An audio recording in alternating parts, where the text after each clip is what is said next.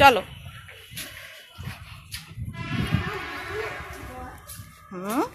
এই তো আর একটুখানি আছে, একটা পাক দিয়ে তারপর খানিকক্ষণ তো বসবোই।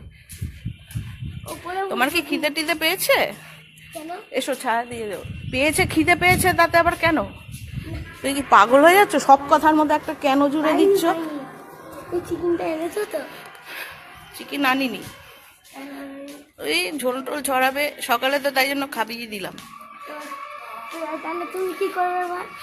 আমার কাছে ফ্রুটস আছে, আর না হলে এখানে ক্যান্টিন আছে, ক্যান্টিনেও খেয়ে নিতে পারো।